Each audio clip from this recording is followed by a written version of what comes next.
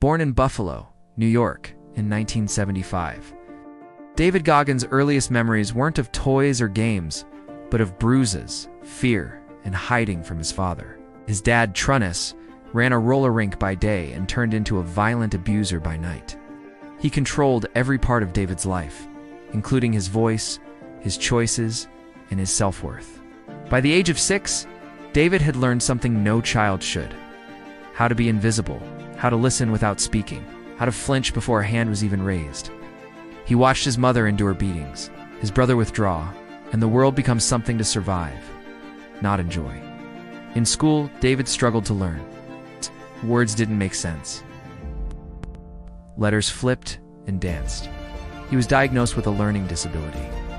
Teachers assumed he was slow. Kids laughed at his stutter. He failed again and again, and began to believe he deserved it. His escape became food, junk meals, TV, isolation. He gained weight rapidly. By high school, he was over 300 pounds. No friends, no direction. Just a voice in his head saying, "You're nothing. You'll never be anything." After high school, David drifted.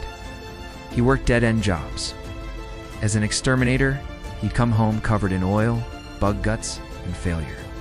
He hated his life, but hated himself even more. One night, while watching TV, he saw something that cracked the numbness: a documentary about the Navy SEALs.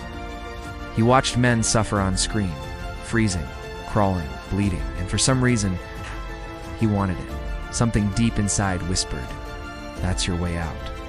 But there was a problem. He was nearly 300 pounds. The military wouldn't even consider him. At 3 months to lose over 100 pounds, most people would laugh. David went to war, cut everything: sugar, excuses. Sleep, he trained 3 times a day, biked with broken knees. He ran with stress fractures. When his body failed, he used his mind. When his mind failed, he used hate. Not against others, against weakness. He failed once, twice, but he didn't stop. Eventually, he passed the ASVAB, cleared the weight requirement, was accepted into Bud S training, the brutal course to become a Navy SEAL. Hell Week broke almost everyone. But David didn't just survive 1, he went through 3. Pneumonia, a fractured kneecap, broken shins, and he still didn't quit, because he had already lived through hell. This was just the next step. After becoming a Navy SEAL, David could have stopped. He had done more than anyone expected. But didn't he want to be remembered for escaping the past? He wanted to destroy it. So he ran. Not away from pain, into it. He signed up for ultramarathons to 100-mile races. He completed the Badwater 135, one of the hardest foot races on Earth, multiple times. He competed in Ironman triathlons.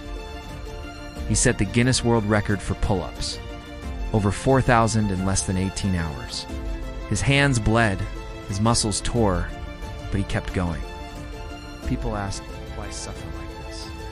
His answer was simple: because most people run from discomfort. But growth doesn't come from ease. It comes from breaking yourself down, then building something unshakable in its place. David called it the calloused mind, mental armor forged by hardship. When most people stop, Goggins starts. When others say enough, he says again. Today, David Goggins is more than an athlete. He's a symbol, a voice for the broken, a challenge to the comfortable. His book, Can't Hurt Me, is not just a memoir. It's a mirror. It forces readers to ask, what's holding you back? Because we all suffer, we all have pain. But some people let it define them. Others use it to rise. David isn't special because of talent. He's special because of choice. The choice to stay hard, every single day. So the next time you feel weak, tired, or ready to quit, think of the boy who became a warrior and ask yourself, what's my excuse?